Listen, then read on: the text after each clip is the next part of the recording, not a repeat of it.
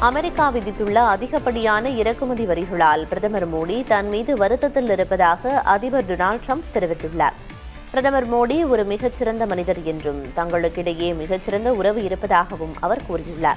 ஆனால் தான் விதித்துள்ள வரிகளால் பிரதமர் மோடி தற்போது மகிழ்ச்சியாக இல்லை என்பது தனக்கு தெரியும் என குறிப்பிட்ட ட்ரம்ப், தன்னை மகிழ்விக்கவே ரஷ்யாவிடமிருந்து வாங்கும் கச்சா எண்ணெயின் அளவை இந்தியா அதிக அளவில் குறைத்திருப்பதாகவும் தெரிவித்தார். அதே நேரம் இந்தியா தொடர்ந்து ரஷ்யாவிடம் எண்ணெய் வாங்கினால் இன்னமும் வரிகளை உயர்த்த முடியும் என்றும் அது இந்தியாவிற்கு மோசமான விளைவுகளை ஏற்படுத்தும் என்றும் மறைமுகமாக ட்ரம்ப் எச்சரித்துள்ளார். ரஷ்யா உக்ரைன் போரை தொடர்ந்து ரஷ்யா மீது அமெரிக்கா விதித்துள்ள பொருளாதார தடைகளை மீறி இந்தியா எண்ணெய் வாங்கி வந்தது. இதற்காக கடந்த ஆண்டு ஆகஸ்ட் மாதம் இந்திய பொருட்கள் மீது அமெரிக்கா 50 விழுக்காடு வரை வரி விதித்தது. தற்போது இந்தியா ரஷ்யா எண்ணெய் குறைத்து அமெரிக்க எண்ணெயை அதிகம் வாங்க தொடங்கியிருப்பதாக ட்ரம்ப் நிர்வாகம் கருதுகிறது.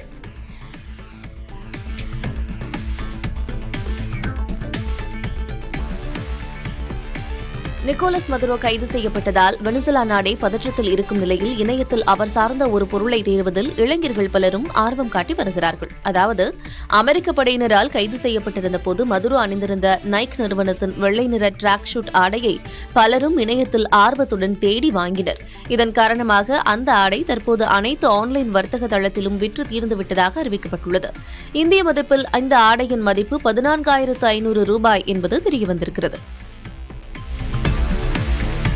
வெனிசுலாவை தொடர்ந்து கொலம்பியா மீது ராணுவ நடவடிக்கை எடுக்கப்படும் என அமெரிக்க அதிபர் டொனால்டு ட்ரம்ப் சூசகமாக எச்சரித்ததற்கு அந்நாட்டு அதிபர் பதிலடி கொடுத்துள்ளார்.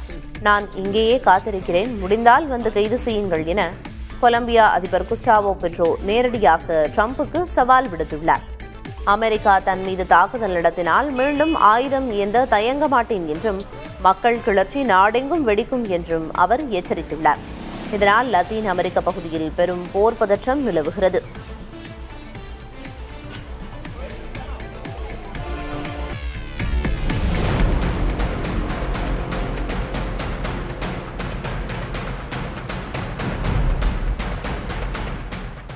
உத்தரப்பிரதேச மாநிலம் வாரணாசியில் பலத்த காற்றில் ரோப் கார் ஊசலாடுவது போன்ற காட்சி வெளியாகி அதிர்ச்சியை ஏற்படுத்தியுள்ளது.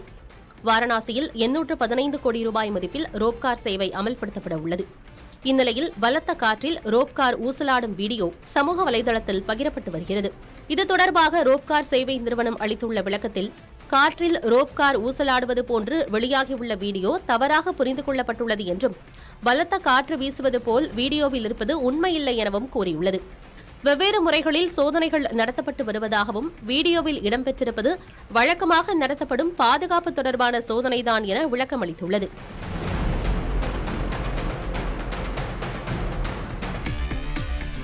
கேரள அரசு போக்குவரத்து கழகத்தின் விளம்பர தூதராக நடிகர் மோகன்லால் நியமிக்கப்பட்டுள்ளார். இதற்காக அவர் எந்தவிதமான ஊதியமும் பெறாமல் இலவசமாக சேவை செய்ய முன்வந்துள்ளார். இதை அம்மாநில போக்குவரத்து துறை அமைச்சர் KP கணேஷ்குமார் தெரிவித்துள்ளார். நஷ்டத்தில் இயங்கும் போக்குவரத்து கழகத்தை புதுப்பிக்கவும் பயணிகளின் எண்ணிக்கையை அதிகரிக்கவும் இந்த முடிவு எடுக்கப்பட்டுள்ளது.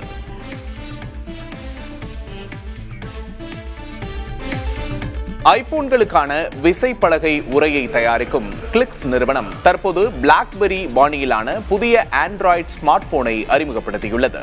கிளிக்ஸ் கம்யூனிகேட்டர் என்று பெயரிடப்பட்டுள்ள இந்த ஸ்மார்ட் போனில் 4.03 அங்குல AMOLED திரை வசதியோடு கூடிய பிசிக்கல் கீபோர்டு மற்றும் 50 MB கேமரா ஆகியவை இடம்பெற்றுள்ளன. இந்திய மதிப்பில் இதன் விலை சுமார் 41,500 ரூபாயாக நிர்ணயம் செய்யப்பட்டுள்ளது. நவீன காலத்தில் பழைய கிளாசிக் போன்களின் அனுபவத்தை மீண்டும் கொண்டுவரும் நோக்கில் இந்த ஸ்மார்ட் போன் உருவாக்கப்பட்டுள்ளது.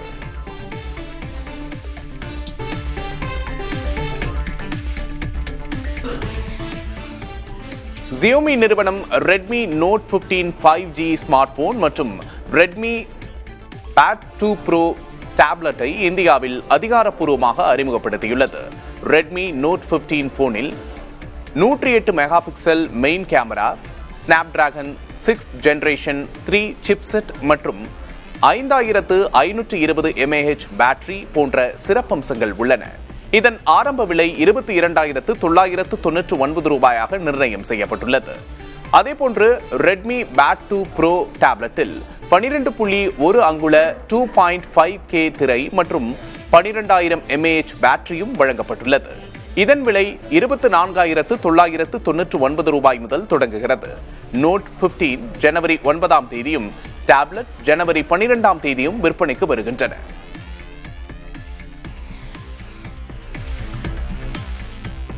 நியூசிலாந்தில் விடுமுறையில் இருந்தபோது மாரடைப்பு காரணமாக 47 வயதான இந்திய நிதி மேலாளர் உயிரிழந்ததை அடுத்து இந்திய இளைஞர்களுக்கிடையே அதிகரித்து வரும் திடீர் மரணங்கள் குறித்து மருத்துவர்கள் எச்சரித்துள்ளனர். விடுமுறைகளில் அதிகப்படியாக மது அருந்துதல், தூக்கமின்மை, பயணக் களைப்பு மற்றும் ஏற்கனவே இருக்கும் கண்டறியப்படாத இதய பாதிப்புகள் இந்த திடீர் மரணங்களுக்கு முக்கிய காரணங்களாக கூறப்படுகின்றன. குறிப்பாக அதீத உடற்பயிற்சி அல்லது அதீத உயரமான இடங்களுக்கு செல்லும் போது இதயத்திற்கு ஏற்படும் கூடுதல் அழுத்தம் ஆபத்தை விளைவிப்பதாக மருத்துவர்கள் எச்சரிக்கிறார்கள். இதனை தவிர்க்க பயணத்திற்கு முன்னதாக முழு உடல் பரிசோதனை செய்து கொள்வதும், மதுவை தவிர்க்கவும், நெஞ்சுவலி, மூச்சு திணறல் போன்ற அறிகுறிகளை அலட்சியப்படுத்தாமல் மருத்துவர்களை அணுகவும் அறிவுறுத்துகின்றனர். பிரிட்டனின் பல பகுதிகளில் பலத்த பனிப்பொழிவு ஏற்பட்டிருக்கிறது. இதன் காரணமாக நூற்றுக்கணக்கான பள்ளிகள் மூடப்பட்டன. சாலை மற்றும் ரயில் போக்குவரத்து கடுமையாக பாதிக்கப்பட்டது. ஸ்காட்லாந்து, வட அயர்லாந்து, வடக்கு இங்கிலாந்து ஆகிய பகுதிகளுக்கு பனி மற்றும் வழுக்கும் சாலைகள் குறித்த மஞ்சள் எச்சரிக்கை விடுக்கப்பட்டுள்ளது.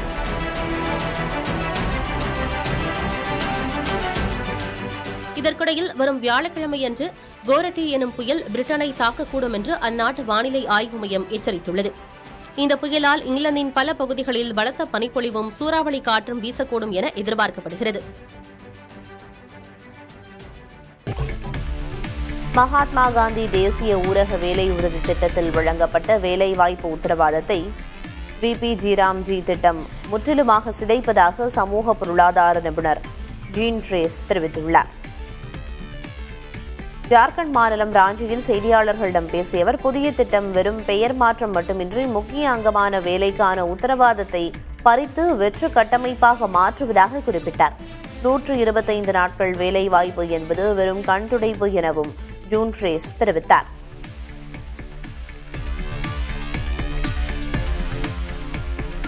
மும்பை மாநகராட்சி தேர்தல் நெருங்கி வரும் நிலையில் தாக்கரே சகோதரர்கள் பாஜக இடையான வார்த்தை போர் உச்சக்கட்டத்தை எட்டியுள்ளது. மும்பை பாஜக தலைவர் அமித் சாதம் எழுப்பிய புகார்கள் குறித்து செய்தியாளர்களின் கேள்விக்கு பதிலளித்த உத்தவ் தாக்கரே, அமித் சாதத்தின் பெயரை சத்தம் என குறிப்பிட்டு அவர் ஒரு கைப்பாவை என விமர்சித்தார். இதற்கு கடும் கண்டனம் தெரிவித்த பாஜக, இது அமித் சாதத்தை மட்டும் இழிவுபடுத்தவில்லை, ஒட்டுமொத்த கொங்கன் பகுதி மக்களையும் அவமதிக்கும் செயல் என குற்றம் சாட்டியது. மேலும் ஒர்லி பகுதியில் உத்தவ் தாக்கரேவின் உருவப்பொம்மையை எரித்தும் போராட்டத்தில் ஈடுபட்டனர். இதனிடையே கடந்த 25 ஆண்டு காலமாக மும்பை மாநகராட்சியில் 3 லட்சம் கோடி ரூபாய் ஊழல் நடந்துள்ளதாக சிவசேனா மீது பாஜக புகார் அளித்துள்ளது. வரும் 15ஆம் தேதி மாநகராட்சி தேர்தல் நடைபெறவுள்ள நிலையில் பாஜக தாக்கரே சகோதரர்கள் இடையான வார்த்தை போரும் மராத்தி வாக்கு வங்கி அரசியலும் மும்பையில் பெரும் பரபரப்பை ஏற்படுத்தியுள்ளது. உத்தரப்பிரதேசத்தில் காசி எக்ஸ்பிரஸ் ரயிலில் வெடிகுண்டு இருப்பதாக காவல் கட்டுப்பாட்டு அறைக்கு மர்ம அழைப்பு வந்தது. இதைத் தொடர்ந்து கோரக்பூரிலிருந்து மும்பை நோக்கி சென்ற ரயில் மவு ரயில் நிலையத்தில் நிறுத்தப்பட்ட பயணிகள் அனைவரும் அவசரமாக இறக்கப்பட்டனர். ரயில் முழுவதும் நடைபெற்ற தீவிர சோதனையில் சந்தேகத்துக்குரிய பை ஒன்று இருந்தது. அதை சோதனை செய்ததில் அதில் ஆபத்தான பொருட்கள் ஏதும் இல்லை என்பது தெரியவந்தது. முதற்கட்ட விசாரணையில் இது பொய் மிரட்டல் என உறுதிப்படுத்திய காவல்துறையினர் ரயிலில் பயணிகள் தொடர்ந்து பயணிக்க அனுமதித்தனர். ஐக்கிய அரபு அமீரகம் மற்றும் சவுதி அரேபியா இடையிலான மோதல் காரணமாக ஏமன் நாட்டின் சோகோட்ரா தீவில் சுமார் 600 சுற்றுலா பயணிகள் சிக்கியுள்ளனர். கடந்த வாரம் இங்கிருந்து அமீரக படைகள் வெளியேறியதைத் தொடர்ந்து தீவின் விமான நிலையம் மூடப்பட்டதால் போக்குவரத்து முற்றிலும் முடங்கியுள்ளது. ஏமன் உள்நாட்டுப் போரில் இரு வளைகுடா நாடுகளும் வெவ்வேறு குழுக்களை ஆதரிப்பதால் இந்த நெருக்கடி ஏற்பட்டுள்ளது. சுற்றுலா பயணிகள் விரைவில் தங்களை மீட்க கோரிக்கை விடுத்துள்ளனர். உலக அதிசய தீவு என்று அழைக்கப்படும் சோகோட்ரா அதன் தனித்துவமான மரங்களுக்காகவும் கடற்கரைகளுக்காகவும் புகழ்பெற்றது. தற்போது சவுதி ஆதரவு படைகளின் கட்டுப்பாட்டுக்கு விமான நிலையம் மாறத் தொடங்கியுள்ள நிலையில் விரைவில் விமானங்கள் இயக்கப்படும் என்று எதிர்பார்க்கப்படுகிறது. கத்தோலிக்க திருச்சபையின் புனித ஆண்டை நிறைவு செய்யும் விதமாக வாட்டிகனின் புனித பீட்டர் பேராலயத்தில் உள்ள புனித கதவை போப் லியோ மூடினார். மறைந்த போப் பிரான்சிஸால் 2024 டிசம்பரில் புனித ஆண்டு தொடங்கி வைக்கப்பட்டது என்பது குறிப்பிடத்தக்கது. அமைதி மற்றும் மன்னிப்புக்கான புனித ஆண்டில் லட்சக்கணக்கான யாத்ரீகர்கள் வாட்டிகனுக்கு வருகை தந்தனர். பொதுவாக 25 ஆண்டுகளுக்கு ஒருமுறை கடைபிடிக்கப்படும் இந்த நிகழ்வு அடுத்ததாக 2033ஆம் ஆண்டில் இயேசுவின் இறப்புக்கு பிந்தைய 2000வது ஆண்டை குறிக்கும் வகையில் சிறப்பான முறையில் கொண்டாடப்பட உள்ளது. சிவகாசியில் உள்ள கல்லூரியில் பொங்கல் விழா களை கட்டியது.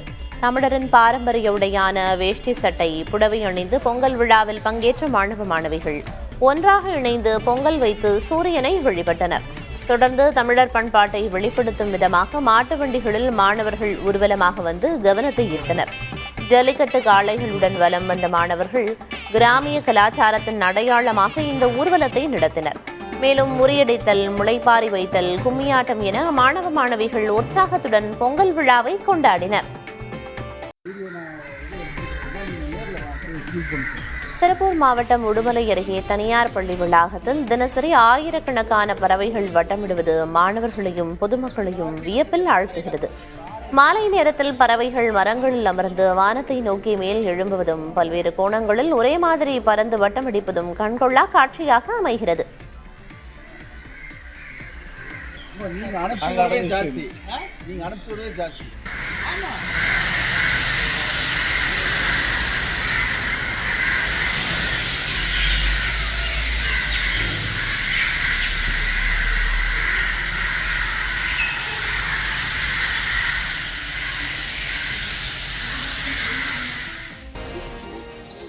வடகிழக்கு சீனாவின் ஹார்பின் நகரில் கடும் குளிரையும் மீறி 42 ஜோடிகள் தங்களின் திருமண உறுதிமொழியை ஏற்றுக்கொண்டனர்.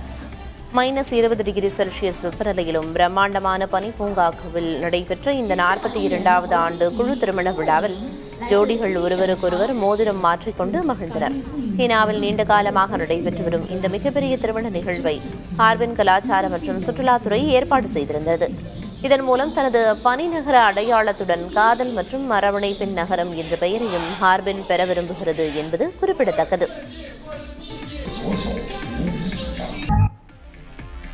எஸ். சூர்யா இயக்கி நடித்து வரும் கில்லர் படத்தின் படப்பிடிப்பின் போது அவருக்கு காயம் ஏற்பட்டுள்ளது.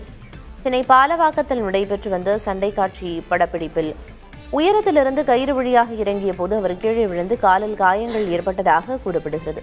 உடனடியாக அருகில் உள்ள மருத்துவமனைக்கு கொண்டு செல்லப்பட்டு எஸ். சூர்யாவுக்கு சிகிச்சை அளிக்கப்பட்டது. இதையடுத்து அவர் வீடு திரும்பினார். 15 நாட்கள் ஓய்வெடுக்க மருத்துவர்கள் அறிவுறுத்தியுள்ளனர். பாஜக அதிமுக கூட்டணியில் பாமக இணைந்துள்ளது. சென்னை பசுமை வழிச்சாலையில் உள்ள அதிமுக பொதுச் செயலர் பழனிசாமியின் இல்லத்தில் பாமக தலைவர் அன்புமணி அவரை சந்தித்து பேசினார். அப்போது அதிமுக பாமக இடையே கூட்டணி உடன்படிக்கை ஏற்பட்டுள்ளது. பாமகவுக்கு 17 தொகுதிகளுடன் ஒரு நாடாளுமன்ற மாநிலங்களவை உறுப்பினர் பதவி அளிக்க அதிமுக முன்வந்துள்ளதாக தகவல் வெளியாகியுள்ளது. ராமதாஸ் தரப்பும் கூட்டணிக்கு இசைவு தெரிவிக்கும் பட்சத்தில் பாமகவுக்கு கூடுதலாக 5 இடங்களை ஒதுக்கவும் அதிமுக திட்டமிட்டுள்ளதாக கூறப்படுகிறது. அனைத்து இந்திய அண்ணா திராவிட முன்னேற்ற கழகம், பாரதிய ஜனதா கட்சி, பாட்டாளி மக்கள் கட்சி எங்கள் கூட்டணியில் இப்பொழுது இடம்பெற்றிருக்கின்றன. மேலும் சில கட்சிகள் விரைவில் எங்கள் கூட்டணியில் சேருவார்கள். எங்களுடைய கூட்டணி இயற்கையான கூட்டணி. ஒரு வலிமையான தமிழகத்தை உருவாக்க மக்களுக்கு தேவையான திட்டங்களை கொடுக்கின்ற ஒரு அரசாக அமைய எங்களுடைய கூட்டணி 234 இடங்களில் பெரும்பாலான இடங்களில் வெற்றி பெற்று அனைத்து இந்திய அண்ணா திராவிட முன்னேற்ற கழகம் தனி பெரும்பான்மையோடு ஆட்சி அமைக்கும். இந்த தொகுதியினுடைய எண்ணிக்கை நாங்கள் முடிவு செய்துவிட்டோம். மற்றதெல்லாம் பின்பு அறிவிப்போம். திமுக அரசு மீது மக்கள் ஆத்திரத்தில் இருப்பதாக பாமக தலைவர் அன்புமணி தெரிவித்துள்ளார். அதிமுகவுடன் கூட்டணியை இறுதி செய்த பின்னர் செய்தியாளர்களிடம் பேசிய அவர், வரும் தேர்தலில் அதிமுக தலைமையிலான கூட்டணி வெற்றி பெற்று ஆட்சி அமைக்கும் என நம்பிக்கை தெரிவித்துள்ளார்.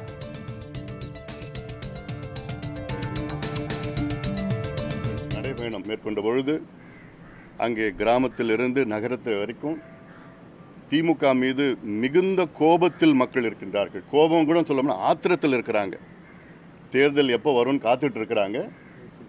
உறுதியாக எங்கள் கூட்டணி மிகப்பெரிய வெற்றி பெற்று அதிமுக ஆட்சி அமைக்கும், தமிழ்நாட்டில் ஆட்சி அமைக்கும். தாவேக தலைவர் விஜய் ஒரு அரசியல் சக்தி என்பதை யாராலும் மறுக்க முடியாது என காங்கிரஸ் நிர்வாகி பிரவீன் சக்கரவர்த்தி தெரிவித்துள்ளார். அண்மையில் விஜயை சந்தித்து பேசிய அவர் தமிழக அரசின் நிதிநிலை அபாயகரமானதாக உள்ளதாக விமர்சித்திருந்தார். இந்நிலையில் விஜயை புகழ்ந்து பிரவீன் சக்கரவர்த்தி பேசியுள்ளார். கோவையில் செய்தியாளர்களிடம் அவர் பேசியதை காண்போம்.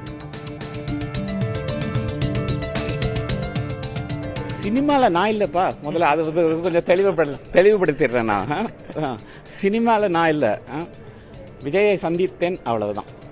அதுக்கு மேலே எதுவும் சொல்ல விரும்பலை. ஒரு 2 பேர் சந்திக்க கூடாதாங்கப்பா.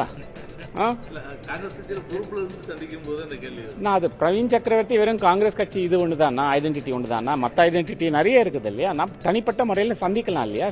சந்திக்கிறதுல என்ன பெரிய பிரச்சனை? நான் டெல்லியில் நிறைய பேரை சந்திக்கிறேன். அதே மாதிரி யாரும் இந்த மாதிரி கேள்வி கேட்கறதே கிடையாது. தமிழ்நாட்டில் வந்து நீங்கள் ஏன் இவ்வளோ பெரிய கேள்வி கேட்குறீங்க? மக்களுக்கே தெரியுது, அங்கே வந்து அவர் வந்து பார்க்கறதுக்கு ஒரு நடிகராக வந்து பார்க்க வரல, இப்போ ஒரு அரசியல்வாதியாக தான் பார்க்க வராங்க. அப்போ அதுலேருந்து அவங்களோட எண்ணம் தெரியுது. ஸோ அவர் ஒரு சக்தி தான் அது, அதை வந்து மறுக்கவே முடியாது, யாரும் அதை மறுக்கவே முடியாது. இப்போ ஒரு அரசியல் சக்தியாக உருவாகிவிட்டார் தமிழ்நாட்டில். காங்கிரஸ் கட்சியினரின் ஆட்சி அதிகார பகிர்வு கோரிக்கை தொடர்பாக அக்கட்சி நிர்வாகி பிரவீன் சக்கரவர்த்தி பதிலளித்துள்ளார். சென்னையில் புதிய தலைமுறைக்கு பிரத்யேக பேட்டி அளித்த அவர் தாவேக தலைவர் விஜயை சந்தித்து பேசியது தொடர்பாகவும் பதிலளித்துள்ளார். தமிழ்நாடு நிதிநிலை அறிக்கையை தொடர்பாக நீங்கள் யூபி கவர்மெண்ட்டை கம்பேர் பண்ணி போட்டோம்னா இப்போ காங்கிரஸ் பெரிய சர்ச்சையாக இருக்குது. அடுத்து நீங்கள் என்ன? ஒன்றும் சர்ச்சை ஒன்றும் இல்லை. நான் யூபி கவர்மெண்ட்டை பற்றி கம்பேர் பண்ணல. தமிழ்நாடு கடன் சூழ்நிலையை பற்றி ரிசர்வ் பேங்க் ஆஃப் இந்தியா என்ன சொல்லிட்டு அதை தான் எடுத்து சொன்னது, கருத்து கணிப்போடு, அவ்வளோதான். அதெல்லாம் தலைமை முடிவெடுக்கும். அதெல்லாம் தலைமை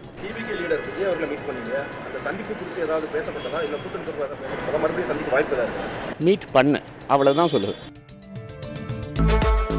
தமிழகத்தில் அதிகார பகிர்வு குறித்து ராகுல் காந்தி மற்றும் மு.க. ஸ்டாலின் ஆகியோர் முடிவெடுப்பார்கள் என தமிழக காங்கிரஸ் கமிட்டி தலைவர் செல்வ பெருந்தகை தெரிவித்திருக்கிறார். சென்னை சத்தியமூர்த்தி பவனில் செய்தியாளர்களை சந்தித்த அவர் இவ்வாறு கூறினார். மேலும் காங்கிரஸ் எம்பி மாணிக்கம் தாகூர் குறித்த கேள்விக்கு பதிலளித்த அவர் தமிழ்நாடு காங்கிரஸ் தலைமை தெளிவாக உள்ளதாக கூறினார். காங்கிரஸ் திமுகவுக்கு அடிமை இல்லை, ஆனால் கூட்டணியில் நட்பும் மரியாதையும் இழந்து நிற்கிறோம் என அக்கட்சியின் பெரம்பலூர் மாவட்ட தலைவர் RVJ சுரேஷ் தெரிவித்துள்ளார். பெரம்பலூரில் நடைபெற்ற காங்கிரஸ் கமிட்டியின் அவசர ஆலோசனை கூட்டத்திற்கு பின்னர் செய்தியாளர்களிடம் பேசிய அவர் கூட்டணியில் திமுகவே மொத்த ஆட்சி அதிகாரத்தையும் பெற்றிருப்பதால் தமிழகத்தில் காங்கிரசின் நிலைமை மிகவும் மோசமாகிவிட்டதாக கூறினார். ஆட்சி அதிகாரத்தில் பங்கு வேண்டும் என்பதில் உறுதியாக உள்ளோம் என காங்கிரஸ் முன்னாள் மாநில தலைவர் KS அழகிரி கூறியுள்ளார். திருவாரூரில் செய்தியாளர்களை சந்தித்த அவர் திமுக தலைமையில்தான் தேர்தலை சந்திப்போம் என்றும் முதல்வர் ஸ்டாலின் ஆட்சி தொடர வேண்டும் எனவும் கூறினார். அதே சமயம் தங்களுடைய இயக்கம் கீழே செல்வதை தாங்கள் விரும்பவில்லை என்றும் தங்கள் இயக்கம் மேலே வர வேண்டும், ஆட்சி அதிகாரத்திற்கு வர வேண்டும் எனவும் KS அழகிரி கூறினார்.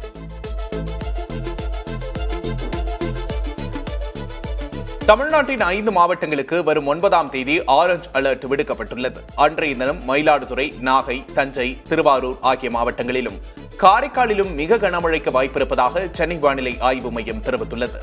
சிவகங்கை, திருச்சி, அரியலூர், கடலூர், விழுப்புரம், செங்கல்பட்டு ஆகிய மாவட்டங்களிலும் கனமழைக்கு வாய்ப்பிருப்பதாக தெரிவிக்கப்பட்டுள்ளது.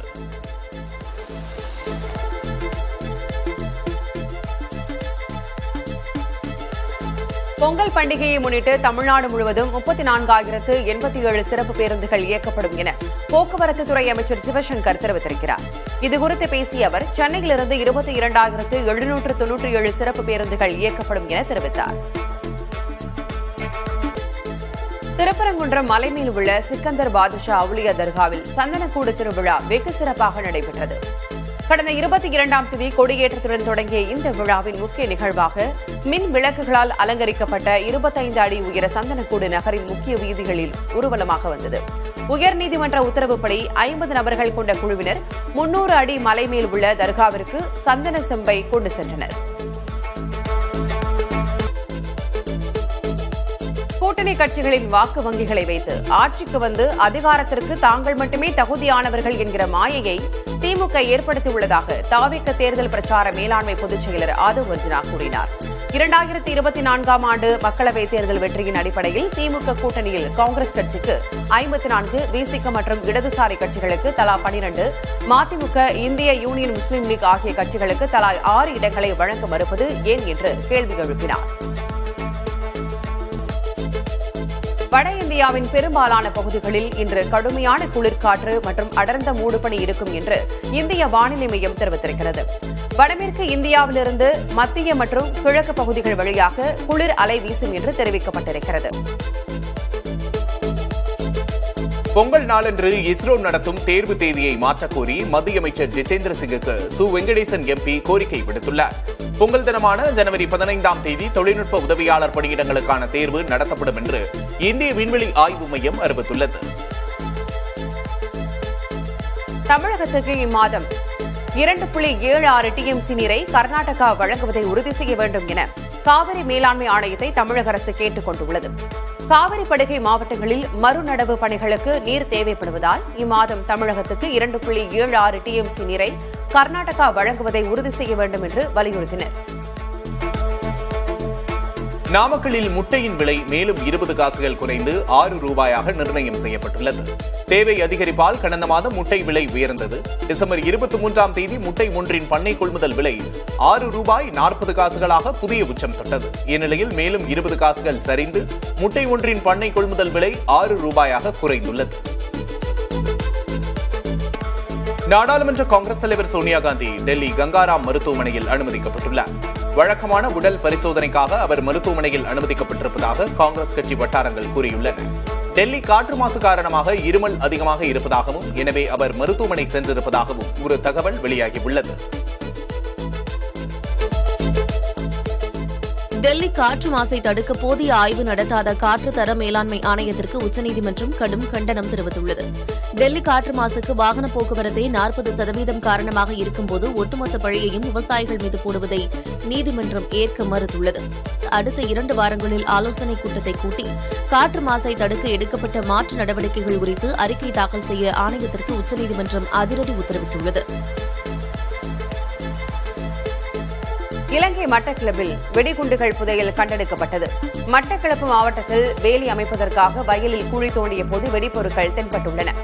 தகவல் அறிந்த ராணுவத்தின் விசேஷ அதிரடிப்படையினர் அப்பகுதிக்கு வந்து தேடுதல் நடவடிக்கையில் ஈடுபட்டதில் 38 ஆர்பிஜி குண்டுகள், 38 சார்ஜர்கள், 5 கையெறி குண்டுகள் கண்டெடுக்கப்பட்டுள்ளன. உத்தராகண்டின் ஹரித்துவாரில் அடுத்த ஆண்டு அர்த் கும்பமேளா நடைபெறவுள்ள நிலையில் கங்கை படித்துறையில் இந்து மதம் அல்லாதவர்களுக்கு அனுமதி மறுப்பது குறித்து ஆலோசிக்கப்பட்டு வருகிறது. அதன்படி ஹரித்துவாரில் 120 சதுர கிலோமீட்டர் பரப்பளவில் அமைந்துள்ள 105 படித்துறைகளில் இந்து மதத்தாரை மட்டுமே அனுமதிக்க திட்டமிடப்பட்டு வருகின்றது.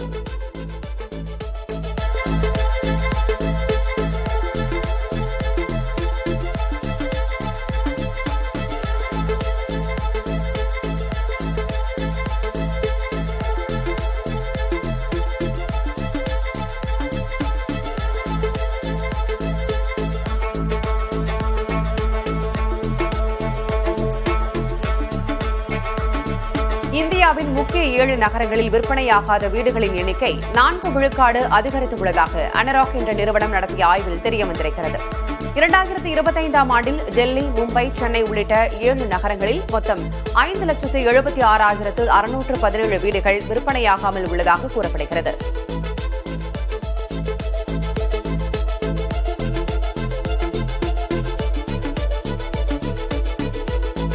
கர்நாடகாவில் நீண்ட காலம் ஆட்சி செய்த முதலமைச்சர் என்ற பெருமையை சித்தராமையா பெற்றுள்ளார்.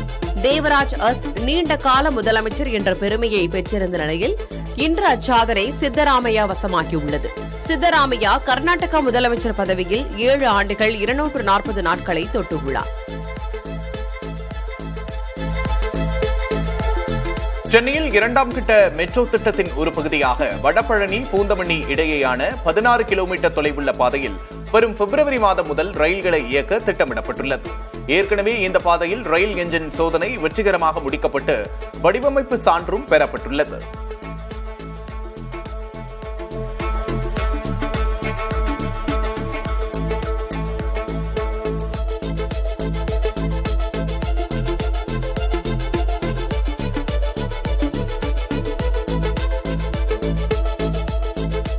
ஆண்டிப்பட்டி சந்தையில் கொத்தமல்லி விலை சரிந்துள்ளது. கடந்த வாரம் 1 கிலோ 45 ரூபாய் வரை விற்பனையான நிலையில் தற்போது வரத்து அதிகரிப்பால் 1 கிலோ 5 ரூபாய் முதல் 8 ரூபாய் மட்டுமே விற்பனை போகிறது. இதனால் ஏத்தக்கோவில், தெப்பம்பட்டி உள்ளிட்ட பகுதி விவசாயிகள் பெரும் நஷ்டத்தை சந்தித்துள்ளனர். குறைந்த விலைக்கு ஏலம் போவதால் பெரும் ஏமாற்றத்தோடு விவசாயிகள் மார்க்கெட்டிலிருந்து திரும்புகின்றனர். தான் நேர்மையானவன், குற்றமற்றவன் என்று அமெரிக்க நீதிமன்றத்தில் நிக்கோலஸ் மதுரோ கூறியுள்ளார். நியூயார்க் சிறையில் இருந்த நிக்கோலஸ் மதுரோ நீதிமன்றத்தில் ஆஜர்படுத்தப்பட்டார். அப்போது பேசிய மதுரோ, தற்போதும் தானே வெனிசுலா அதிபர் என திட்டவட்டமாக தெரிவித்தார். தமிழ்நாட்டின் மத நல்லிணக்கத்தை சீர்குலைக்கும் எண்ணத்தை திமுக அரசு கைவிட வேண்டும் என அதிமுக சார்பில் திருப்பரங்குன்றம் சட்டமன்ற உறுப்பினர் ராஜன் செல்லப்பா வலியுறுத்தியுள்ளார். திருப்பரங்குன்றம் தீப வழக்கு குறித்து சென்னை உயர்நீதிமன்றம் பிறப்பித்த உத்தரவை குறிப்பிட்டு தனது சமூக வலைதள பக்கத்தில் கருத்து தெரிவித்துள்ளார். அதில் அரசியல் காரணங்களை அடிப்படையாக கொண்டு திமுக அரசு செயல்பட்டதாக உயர்நீதிமன்றம் கூறியிருப்பது 100% உண்மை. மேலும் இந்த விவகாரத்தில் அமைச்சர் ரகுபதியின் பேச்சும் கண்டனத்துக்குரியது என குறிப்பிட்டுள்ள அவர், இனிமேலாவது சுமூகமான தீர்வை நோக்கி தமிழக அரசு செயல்பட வேண்டும் என வலியுறுத்தியுள்ளார். பாஜகவின் சாதி மத அரசியல் தமிழ்நாட்டில் ஒருபோதும் எடுபடாது என நாம் தமிழர் கட்சியின் ஒருங்கிணைப்பாளர் சீமான் தெரிவித்துள்ளார். சென்னையில் செய்தியாளர்களிடம் பேசிய சீமான், திருப்பரங்குன்றம் விவகாரத்தில் தமிழ்நாடு அரசு கூடுதல் கவனமாக செயல்பட்டிருக்கலாம் என யோசனை தெரிவித்துள்ளார். திமுக காங்கிரஸ் கூட்டணி விவகாரம் தொடர்பாக கருத்து தெரிவித்த சீமான், கடினமாக இருந்தால் கூட்டணியிலிருந்து விலகி தனித்து போட்டியிடலாமே என காங்கிரஸ் கட்சியை நோக்கி வினவியுள்ளார். தமிழகத்தில் அரசியல் கட்சி பொதுக்கூட்டங்கள், சாலை வலம் நடத்துவதற்கான விரிவான வழிகாட்டு நெறிமுறைகளை வகுத்து தமிழக அரசு அரசாணை வெளியிட்டுள்ளது. இதன்படி கூட்டம் நடத்துவதற்கு குறைந்தது 10 நாட்களுக்கு முன்பு அனுமதி கோரி விண்ணப்பிக்க வேண்டும் என்றும், 50,000க்கும் மேற்பட்டவர்கள் கூடும் பொதுக்கூட்டத்திற்கு 30 நாட்களுக்கு முன்பே அனுமதிக்காக விண்ணப்பிக்க வேண்டும் எனவும் தெரிவிக்கப்பட்டுள்ளது. அனுமதி அளிப்பது அல்லது மறுப்பு தெரிவிப்பதை 15 நாட்களில் தெரிவிக்க வேண்டும். அனுமதி மறுப்புக்கான காரணத்தை எழுத்துப்பூர்வமாக அளிக்க வேண்டும் என்றும் கூறப்பட்டுள்ளது. சாலை வலத்தை 3 மணி நேரத்திற்குள் நடத்தி முடிக்க வேண்டும் என்றும், சாலையில் ஒருபுறம் மட்டும் சாலை வலத்தை நடத்த வேண்டும், மறுபுறம் போக்குவரத்துக்கு வழிவிட வேண்டும் என்றும் குறிப்பிடப்பட்டுள்ளது. கூட்டம் நடைபெறும் நேரத்தை சரியாக தெரிவிக்க வேண்டும் எனவும், கூட்டத்துக்கு வருவோரின் பாதுகாப்பு, மேலாண்மை, ஒழுங்குபடுத்துதல் அனைத்தும் ஏற்பாட்டாளர்களின் முதன்மை பொறுப்பு என்றும் தெரிவிக்கப்பட்டுள்ளது. மேலும் குடிநீர், சுகாதாரம், கழிப்பறை உள்ளிட்ட அடிப்படை வசதிகளை ஏற்பாட்டாளர்கள் உறுதி செய்ய வேண்டும் என்பது உள்ளிட்ட வழிகாட்டு நெறிமுறைகளை தமிழ்நாடு அரசு வகுத்துள்ளது. சட்டமன்ற தேர்தலில் போட்டியிட விருப்ப மனு அளித்தவர்களுக்கான நேர்காணல் தேதி திருத்தி அமைக்கப்பட்டிருப்பதாக அதிமுக அறிவித்திருக்கிறது.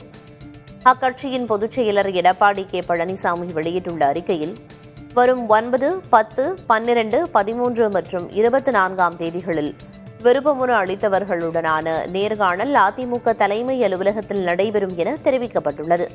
விருப்பமனு அளித்தவர்கள் போட்டியிடுவதற்கு வாய்ப்பு பெற்று தருமாறு யாரையும் அணுகி ஏமாற வேண்டாம் எனவும் கே. பழனிசாமி அறிவுறுத்தியுள்ளார்.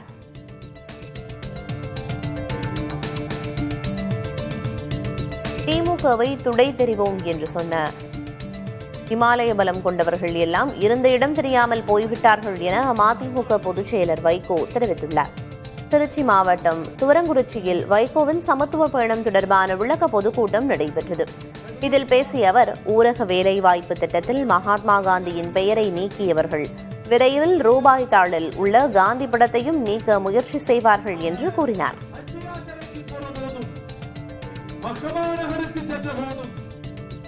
முதலமைச்சர் அமித்ஷா கட்சித்து விட்டு போயிருக்கிறார். திமுக கழகத்தை துடை தெரிய வேண்டும் என்கிறார். யாரை யாரீர் நீரா துடை தெருவது?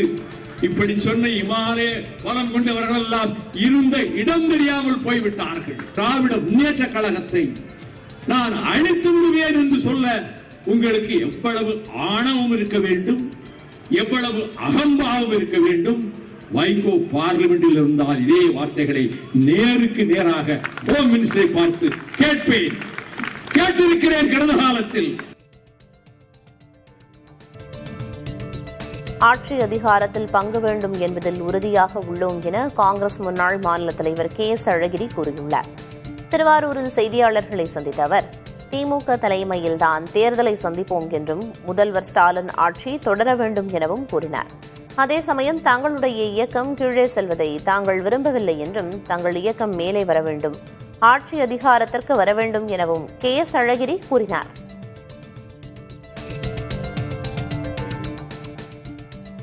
நாம் எல்லோரும் நண்பர்கள். ஒருவருக்கு மட்டுமே நல்ல ஆடை இருக்கிறது, மற்றவர்களுக்கு ஆடையே இல்லை என்றால் எனக்கும் அதை போல ஒரு நல்ல ஆடை கொடு என்று சொன்னால் அது தப்பா? அவருடைய ஆடையை நாம் பறித்துக் கொள்கிறோம் என்பது அதற்கு பொருளா? அதெல்லாம் கிடையாது. அவர் தான் எங்களில் மூத்தவர், முன்னுரிமை மிக்கவர். அவர் தலைமையை நாங்கள் தமிழகத்தில் விரும்புகிறோம். ஆனால் காங்கிரசிற்கு அதிகார பங்கு வேண்டும், அதிக இடங்கள் வேண்டுங்கிறதுல மாற்று கருத்தே கிடையாது.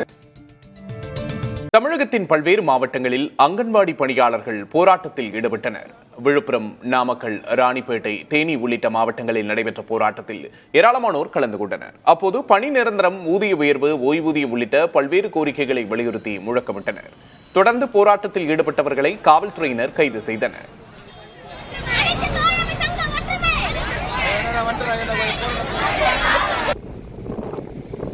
இலங்கை கடலோர பகுதிகளில் கடும் கடல் சீற்றம் ஏற்பட்டிருக்கிறது. இதனால் மட்டக்களப்பு மாவட்ட கடலோர பகுதி பேரிரைச்சலோடு காணப்படுகிறது.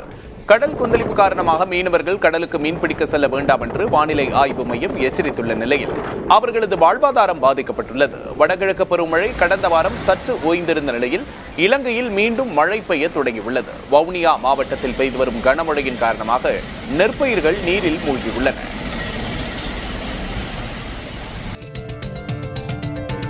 அரசியலுக்கு புதிதாக யார் வேண்டுமானாலும் வரலாம் என குறிப்பிட்ட துணை முதல்வர் உதயநிதி ஸ்டாலின், அட்டையை போல் காற்றடித்தால் அவர்கள் பறந்து விடுவார்கள் என்றும் விமர்சித்துள்ளார். சென்னை ராயப்பேட்டையில் உள்ள YMCA மைதானத்தில் சேப்பாக்கம் திருவல்லிக்கேணி தொகுதிக்குட்பட்ட திமுக நிர்வாகிகளுக்கு பொங்கல் பரிசு வழங்கும் விழா நடைபெற்றது. இதில் கலந்து கொண்டு உரையாற்றிய உதயநிதி, பாஜகவின் உருட்டல் மிரட்டலுக்கு பணிந்து போக இது அதிமுக இல்லை என தெரிவித்தார். புதுசா வரலாம், ஷோ காட்டலாம். ஏற்கனவே நான் சொன்ன மாதிரி தான், வெறும் அட்டை, ஒரு சின்ன காத்து அடிச்சிருந்தா காண போயிடும். திரு உதயநிதி ஸ்டாலின் அவர்களை நாங்கள் முதலமைச்சராக விட மாட்டோம் அப்படின்னு யாரு? திரு அமித்ஷா அவர்கள் சொல்றாரு. நான் கேட்டேன், இப்போ நீங்க என்ன கூப்பாடு போட்டாலும், என்ன சதித்திட்டம் செஞ்சாலும் தமிழ்நாட்டு மக்கள் எங்களுடைய தலைவரை தான் மீண்டும் முதலமைச்சராக உட்கார வைப்பாங்க.